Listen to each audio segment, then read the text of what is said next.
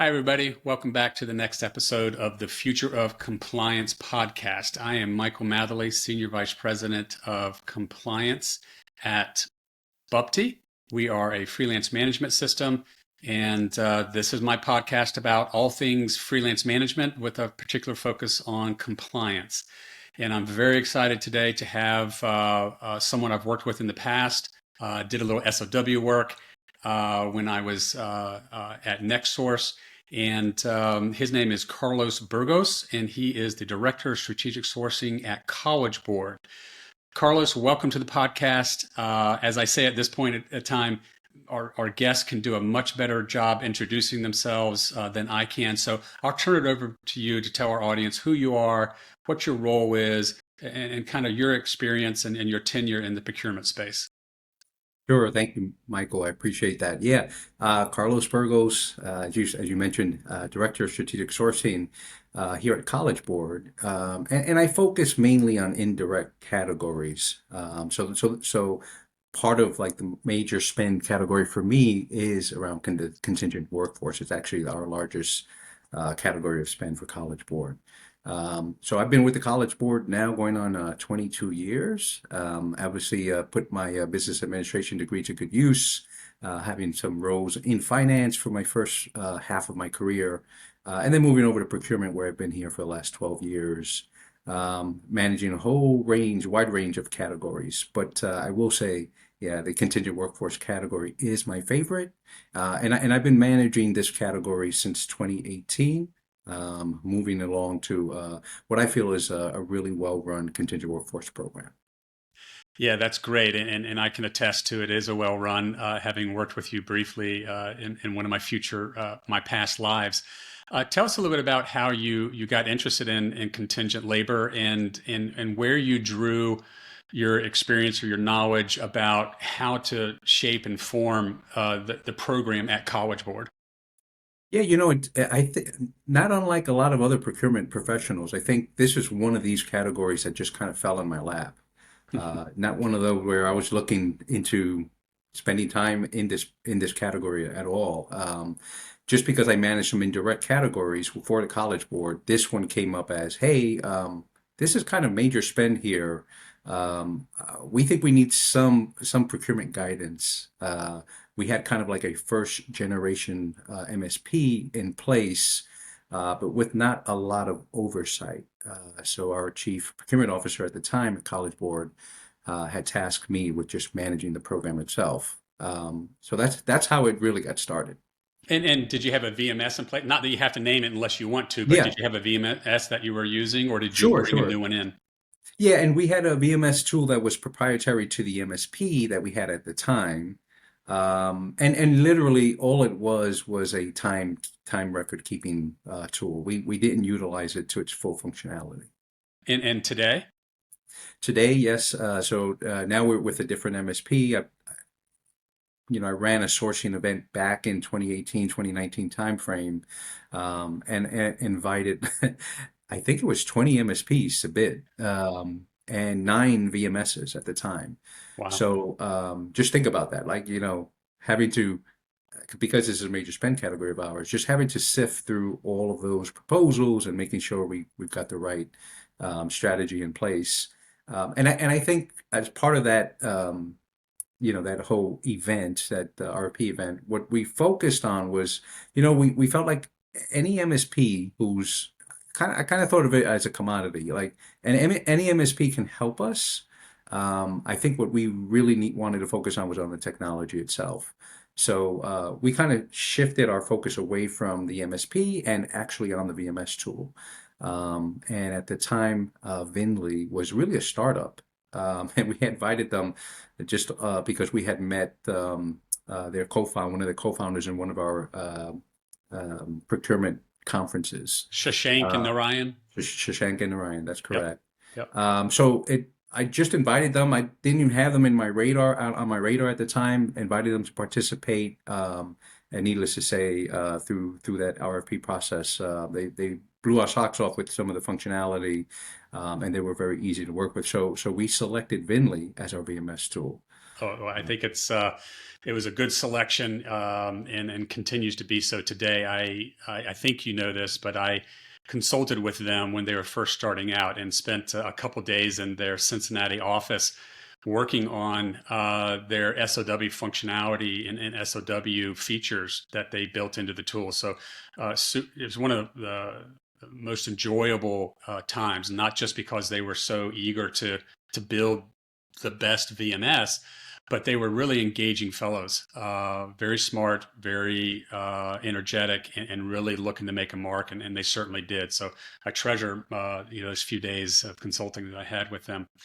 Yeah, and I will say Tell me, on the SOW piece, because you just mentioned it, like yeah, that really was a game changer for us because all the other VMS tools that we had was just like an hourly based billing system. right, And for the College Board, like we have a lot of independent consultants that do deliverable based work for us. yeah. So when they switched up when they added the SOW module to the Vinly tool, like that was a game changer for us.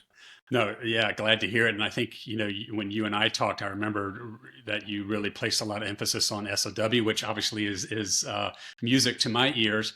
So the VMS that you're using, the Vendly, do you have the full scope? I mean, you're doing suppliers, temp staffing suppliers, you're doing SOW.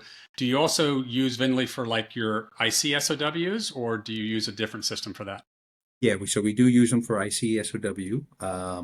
Another component of this is that we actually purchase. So it's funny because our journey is unlike others where we purchased Vinly first, and then we purchased Workday 2 or 3 years ago, Yeah, and then Workday bought out Vinly. So it just so happened that that worked uh, out well for it you. worked out well for us. So it kind of like for us it was like wow that's an eye opener.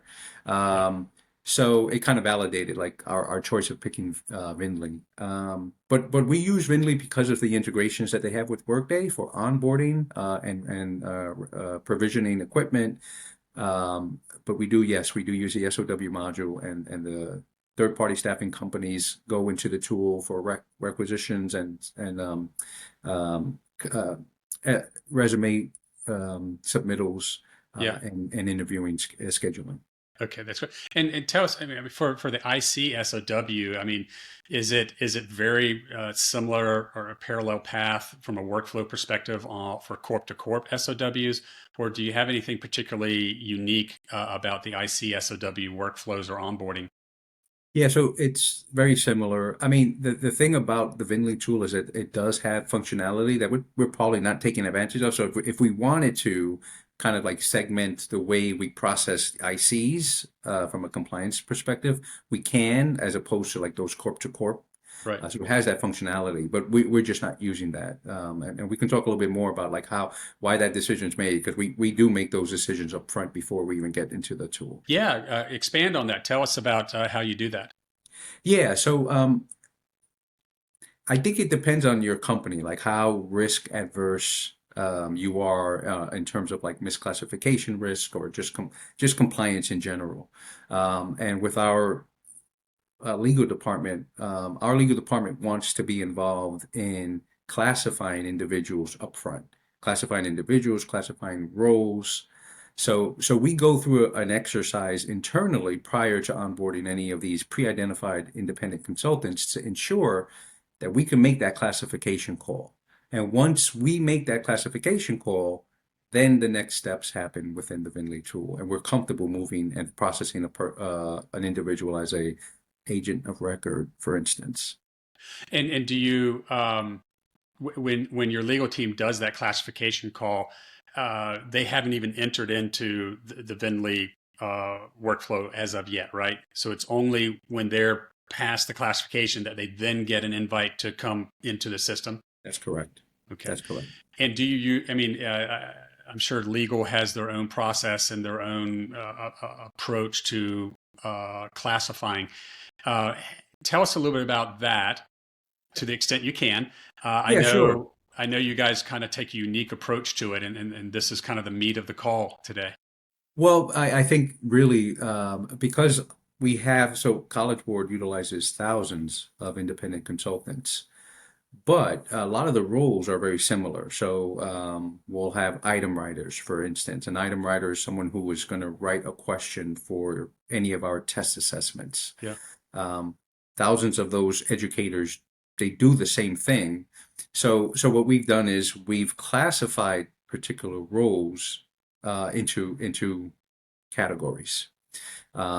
So for us, if we know this person is, and I'm just giving you that example, but Yep. if a person is an item writer, they are an approved IC, right? What we Pre-approved. pre-approved IC, I should Yeah. say. And what we want to do is, of course, there is a questionnaire. We want to make sure that these folks do have full-time jobs that are outside of the College Board scope, that they are offering their services to other companies. The typical things that you would Yeah. ask, right, to ensure that that compliance risk is kind of averted to the best extent possible. So for us, because we have a list of roles and we already know that for the most part, these are what these independent consultants are going to do, the process has kind of like already been taken care of.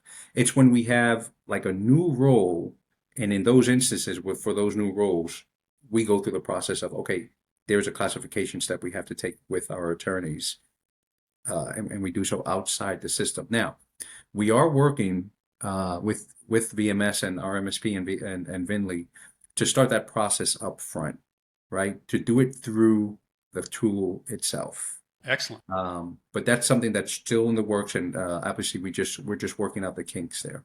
Yeah, and again, I know you don't want to get too ahead of yourself, but when you say that you're working on putting that in, is that like doing the screening questionnaire Yep, online, correct. maybe scoring it and sort of uh, the routing logic that comes from the results of the test? That's correct. Yeah, That's perfect. correct. Love Yeah. it. Yeah, and I think that's what the market, if I can say that, is looking for is more of an automated test, not just to maybe potentially shorten the onboarding or the cycle time, but also to create some standardization and some scale for large programs like yourself, to make it easier to engage talent and do it compliantly. Is that the reason that you guys are seeking to do that, or is there something else behind it? Yeah, I think for us it's a process improve. So, I'm in procurement. I'm interested in just doing process improvement stuff and utilizing technologies to have that process improvement take place. So that's what I'm doing. I'm trying to utilize the current tools to so that we're coming out of like this manual process, Yeah, and it's also something that we can always look back on and say, hey, we have a history here. This is what we did in the past. yeah, The tool itself will give us that data. yeah. No, it's a good system of record to have for the Yeah. process you went through, and in case there's ever an inquiry. You had mentioned, Carlos, that the example of the item writer that you gave was pre-approved or pre-vetted for meeting the IC criteria from a role or an assignment perspective, right? Um, do you have any in your population that are maybe less able to be pre-approved, or how do you manage the other um openings or roles that you have for contractors? Yeah, so for those, I mean, this is a case we do take a case by case basis, right? So there's questions that we have internally as to, okay, what's the work? Describe the work, right? How many hours is this person or resource going to be working? So it's those typical questions um, that are for any job, any job, whether it Right. be something that we've already predetermined is it makes sense as a agent of record, or not. So that doesn't change for us, right? Like we still have that vetting process, and that is really it is managed by our legal team. Okay, great. Yeah, and we use a formula, a simple formula to help people understand, at least at a high overview, how you do compliance. And one is you take an IC ready assignment, which is what I understand is the result or the objective of your legal review, and you take that IC ready assignment plus uh, a certified IC contractor, and then you have the classification, a proper classification of independent contractor.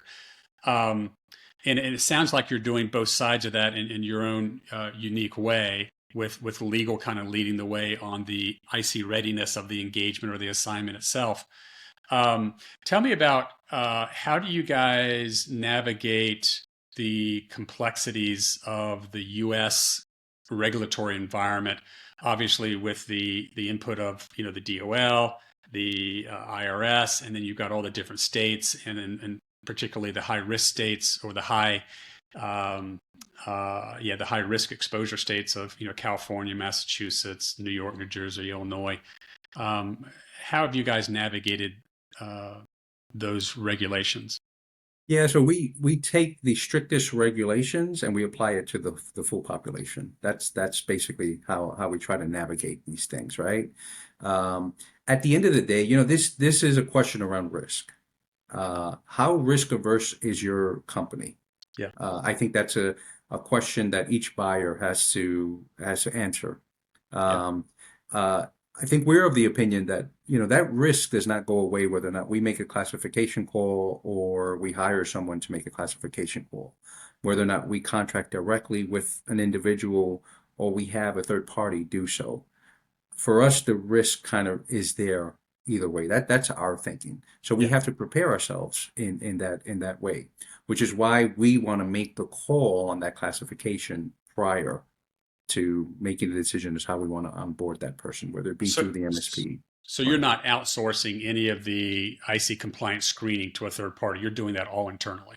Exactly right. Okay. That's exactly right. And for those, do you have any instances in your population where the risk either driven by the assignment that you want the contractor to do or the contractor himself or herself, where you have to go the W-2 contractor route? We do. Obviously, like anybody who's in California, we want to be as conservative as possible, I guess the Yeah, word is. yeah. And in those cases, we treat them as employees Very good. And using a third party to do using so. a third party. Yeah, excellent. And the I'm assuming those run through the VMS or the solution you're working on, they'll run through the VMS as well. Yeah, so there's some carve outs to the program because like not every single contingent worker goes through the MSP process. Um, so we do have a carve out where we have an AP, what is called the advanced placement tests. Yeah, So we have people who score those tests. Um, these are hundreds of people, right? yeah. Thousands of people. So in those cases, it's outside of the MSP space. So we have, carved it out to a company called Raise Recruiting. Raise good So we good use them. Yeah. company. Yeah, Yeah, exactly. Yeah. yeah. And again, this is another thing that we did through a full-blown RFP and, invited a whole bunch of different providers to participate. But yeah, so there is a carve out there, and they are the employer of record for those folks. Okay, fantastic. Great to hear. Do you have any international talent that you engage through your program? We do have some. So the SAT, the infamous SAT, we have proctors that proctor the tests internationally. The SAT is run in 100 plus countries outside of the United States.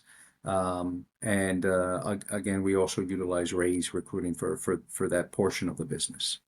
Wonderful.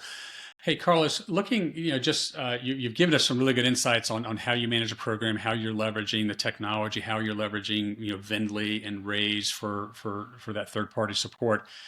Give us, what's the most challenging thing about putting together a freelance management strategy, program, workflow?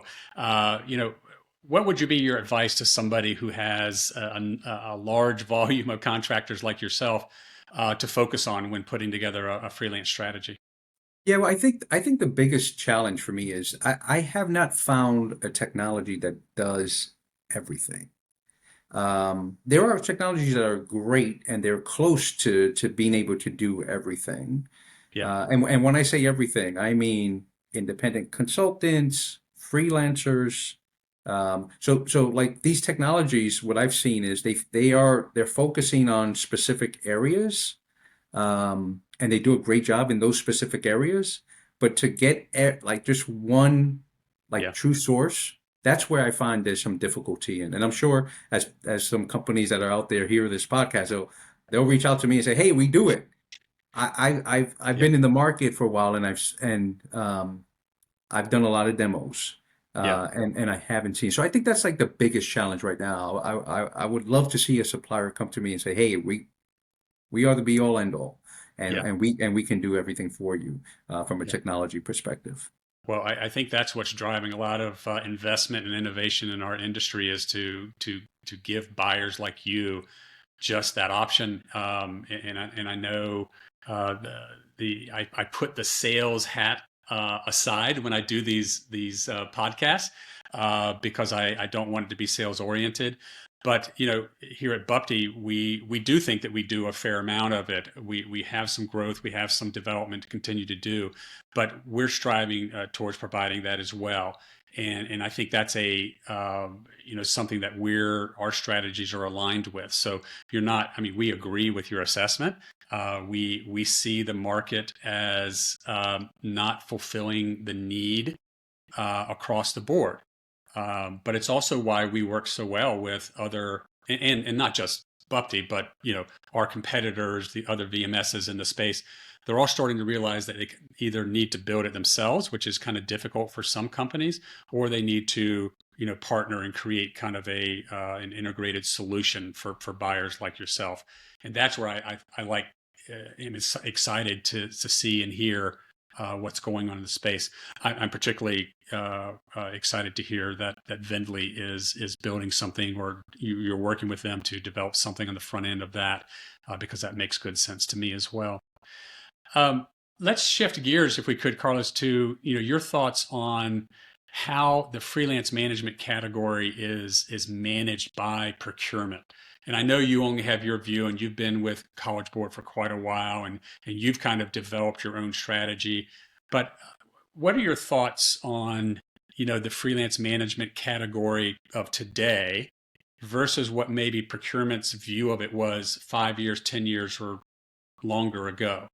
Any thoughts on Yeah, that? a little bit here. We don't do as much freelance management because we have a lot of pre-identified like educators who we vet. But there are some that we do. And I will say, 5, 10 years ago, the FMSs have, that technology has really expanded, Yeah, right?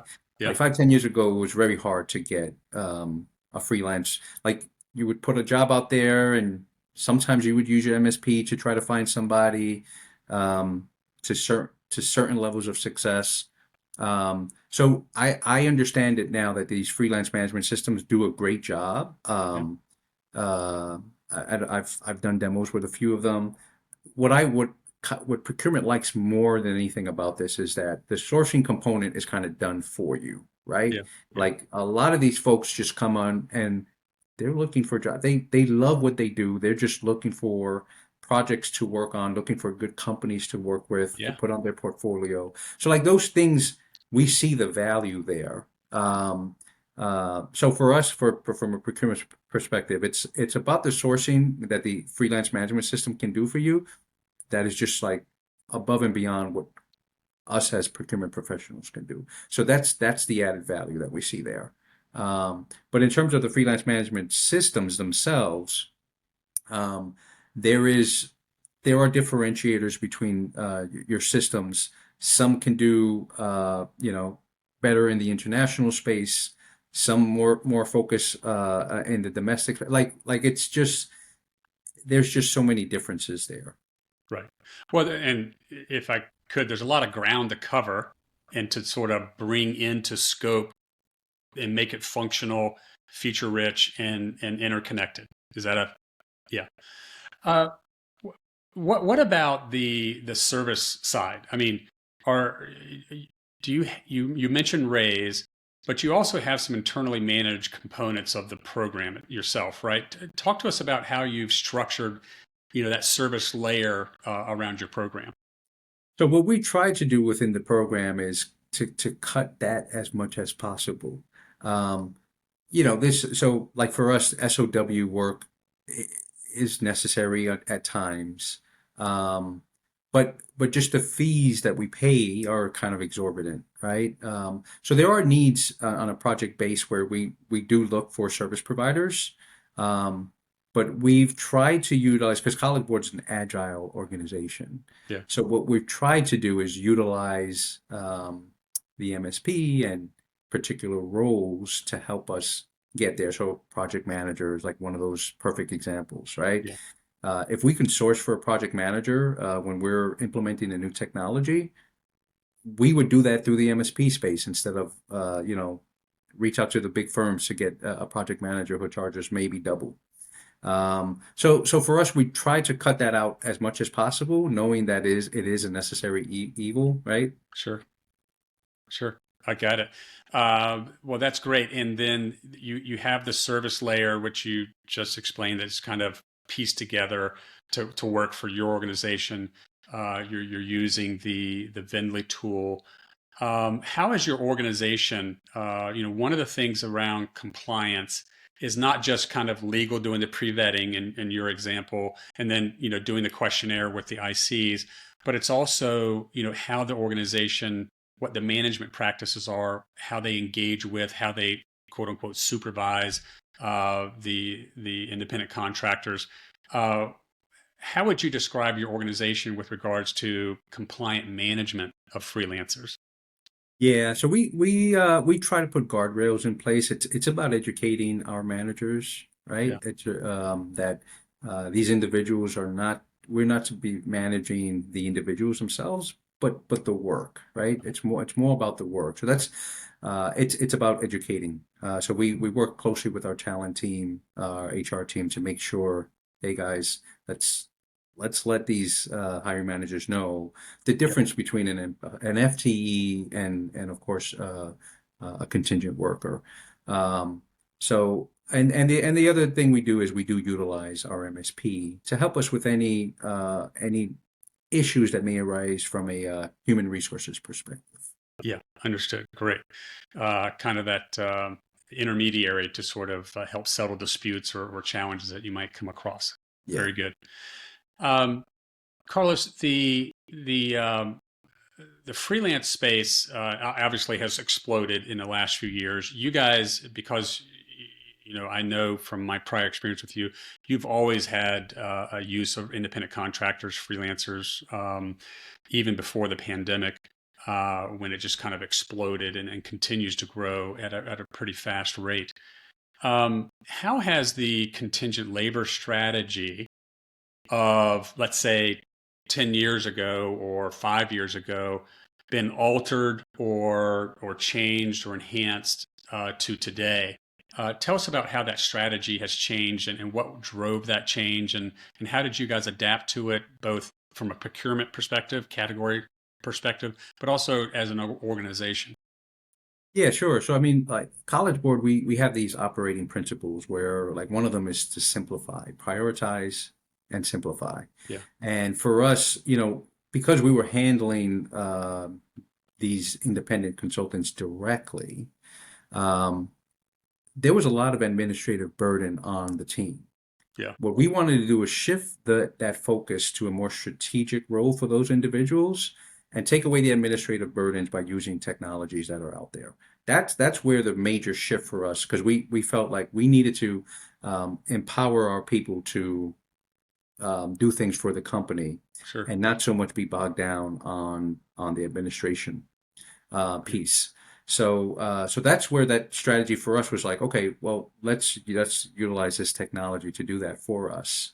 And on the freelancer market, we felt like our current MSP and VMS tool can really help us with that. Yeah, it sounds like it. That's great.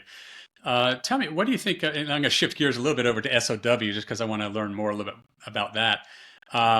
For corp to corp SOW, How are you guys managing that, and how has that changed over the last 5, 10 years? And a softball question: how has that been influenced by, the functionality of the VMS? Yeah, so I know I mentioned before we're kind of cutting back a little bit on the SOW piece, just because we see value, from a cost perspective by Yep. doing so. But as I said, it is necessary on at times when we're implementing new technologies or just making some, uh, the major projects that we're working on where we will need SOW work. So it's not that we're fully moving away from it. Right. But like the SOW piece within the Vinly tool, um, what helps us there is around, I know I mentioned this before, is that deliverable based billing. Yeah. Utilizing the companies to come in, right, on board through the Vinly tool. All right, time Yeah. out, Go ahead. That's time fine. out. Yeah. Um, I'm just trying to think. One thing, Michael, I wanted to mention was Yeah. because we don't use the VMS tool for SOW work. Oh, I thought you did. We use it for SOW through the IC piece, right? Thank you. Thank Yeah. you. So Yeah. I just don't No. want to like SOW work we handle through the like our e-procurement tool. I just want to Perfect. be clear there. Let me Just let me go back and ask the yeah. question again, Yeah. and you can give that answer. Okay. Okay. And we'll just do a 3-second pause. Hey, Carlos, I want to learn, just be clear on how you utilize the Vindley tool for managing SOW. You don't use it per se for corp to corp SOW, but you utilize it more for IC SOW. Did I hear that correctly? Yeah, that's correct. Yeah, so we utilize it for ICSOW, and again, I think the reason for that is more about just deliverable based payments that we're able to make. Where most of these ICs are not, we're not. So again, the case of the item writer, um, as they're submitting items to be put into our test, we pay them by those submissions, right? Got it. So they could be working on an item. It may take them 3 hours to do that. It's not an hourly, we're not paying them an hourly fee, we're paying them a deliverable base fee. So that's the difference. Got it. Yeah. On, Yeah. on the No. corp to corp side, we're outside of the vending tool. Yeah, got it. Thank you for clarifying that. Appreciate that. The you mentioned kind of the pay structure. It sounds like you pay by the unit, the deliverable, the results, not on an hourly basis. Is that driven for compliance purposes or more economic, way to purchase what you need from the providers? Yeah, first it's both. It is both, but it is mainly economic. Yep. Um, uh, we do pay individuals hourly. Yeah. Um, what I was giving is an example of the item writers where we do it, by the number of items that they submit. But Yeah. like for those people who are proctoring tests, if you spend 4 hours proctoring a test, we're going to pay you, right? Yeah. Yeah. Um, in that sense. So Okay. Great. Carlos, this has been a wonderful conversation. I want to sort of head into the wrap up mode and ask you to share your thoughts of what the future of freelance and the future of compliance looks like from your perspective. yeah, and I think that's a loaded question because it's ever evolving, right? Yeah. Like, if you would ask me that 3 years ago, I would have had a totally different answer. Right. Right. But I do believe that the future is more technology driven. Uh, there's an AI component to this as well that we haven't no one has even mentioned, right? Like Yeah. um, there's just for me it's about trying to find a tool that can do all of these things as I have mentioned before. I think that's what like once we get a provider to do that for us, you'll see a lot of business come to that to that To tool, that in my provider. opinion. Yes. Okay.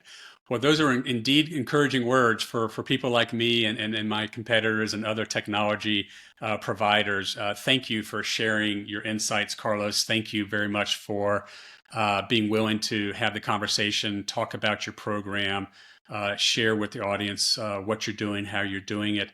Carlos, in the event that somebody really wants to reach out to you, Not that I want to get you inundated with sales calls or pitches, but I know that you really are very good about talking to folks. So how should people reach out to you if they do have a question or want to explore more about how you do freelance management?